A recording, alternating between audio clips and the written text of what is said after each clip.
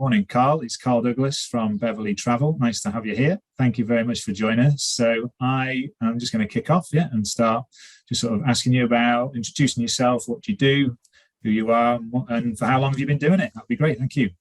Okay, yeah. So Karl Douglas, co-owner and director of Beverley Travel. Been in this business for just approaching 5 years. After being in a completely different industry. And started out as a part-time, almost hobby business, working from home. And when I sold my other business, quickly realised that I'm not a home worker. I was bored of staring at the same wall all day. So I decided it was either do it, go big or go home, I suppose. So I decided to open a retail branch. And this was 2019. And was looking at premises, and the massive thing happened in 2019 with Thomas Cook going out of business, which actually spurred me on because that was the first event that decimated my pipeline of bookings and future sales and income.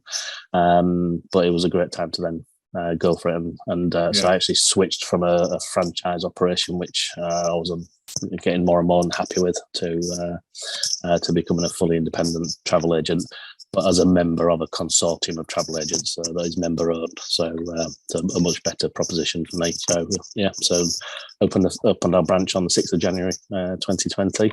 Had an amazing 2.5 months, and then we know what happened middle of March 2020. Yeah. So what was would you say the biggest impact of COVID-19 had on the business? Virtually every booking we had made since something was cancelled or moved. We had a few people who had travelled before it all hit. So that was the issue, and we don't get paid essentially until people travel. That decimated our pipeline and decimated our income stream. Sort of from that experience, was there sort of one or two actions that you'd taken that you've kind of, I suppose you could say, you've benefited from in a longer term in terms of experience and actions that the business has moved forward with? Yeah, there's two things. The first one was we made a promise around service and that we would be there for people. We're not just going to take the booking and leave you on your own. We was thinking more about things like doing check-in and if there was a problem in resort, but actually it turned out to be helping people managing their bookings and getting refunds and things. So that gives a chance to live that. The very, very first thing we did was ring every single client who had a booking with us and told them we were not quite sure what's going to happen, but we're going to be on it and they don't need to worry. Good stuff. What does the future look like, and where do you see the main challenges are moving forward? Yeah, I guess the second big thing that happened, and would only happen because of COVID, I had a friend and colleague who we joined the original franchise at the same time, and we moved to the new consortium at the same time as separate businesses.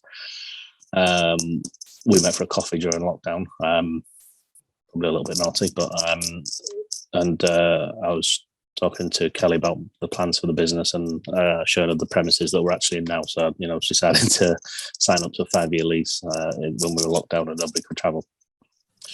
She thought I was crazy and taking on that risk. But I just jokingly said, well, the best thing we can do is put our businesses together, leverage the overheads and have two great customer bases, being serviced from one business, as a bit of a joke.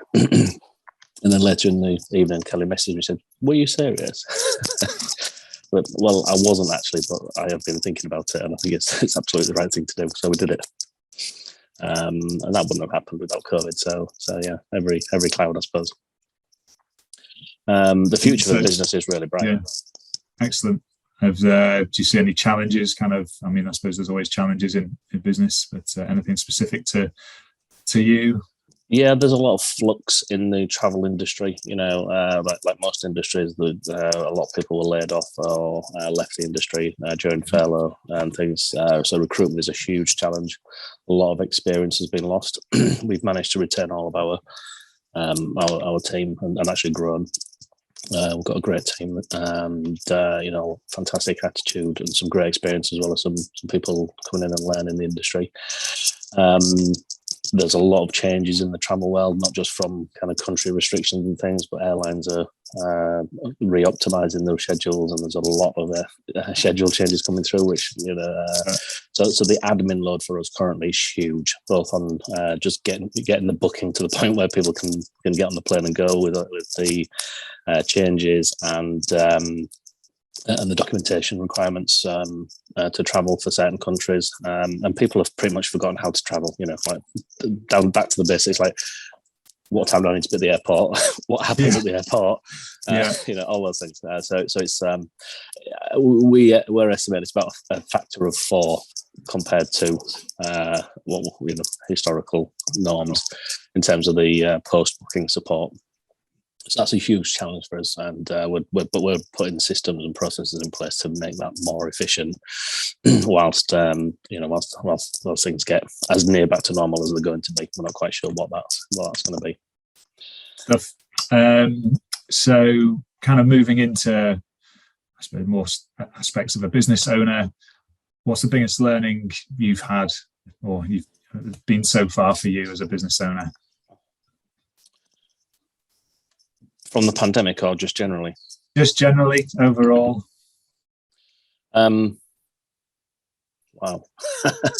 It's a big question as well. Maybe there's a couple of things. I think the biggest thing is get the right people doing the right things at the right time. Yeah. And if you were meeting an 18-year-old self, what advice would you give? Wow. I'm not a person who regrets anything I do.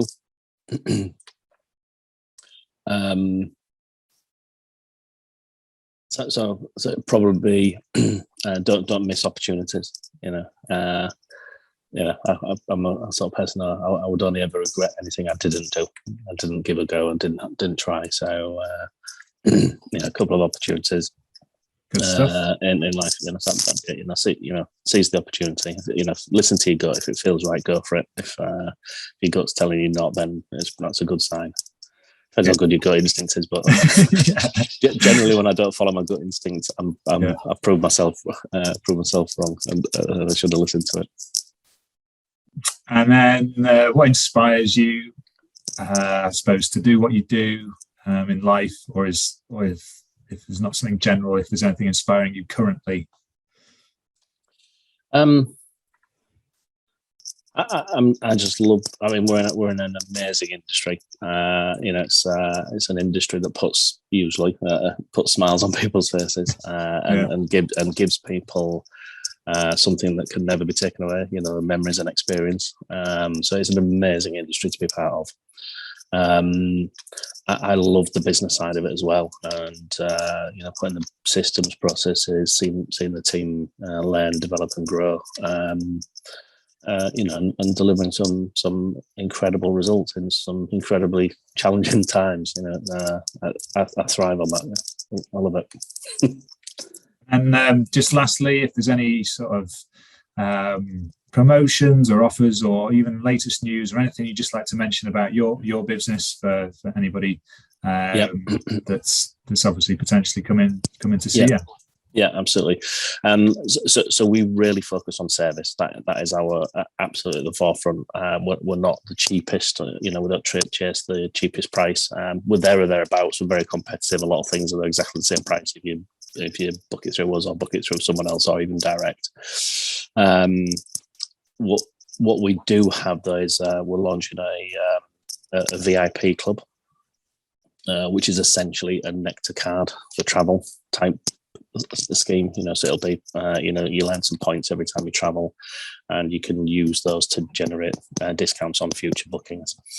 So that is where we're going to be offering the sort of financial advantage as well, and looking to build loyalty. But through that club, we're going to be offering events, special offers, exclusive discounts and deals through our preferred suppliers.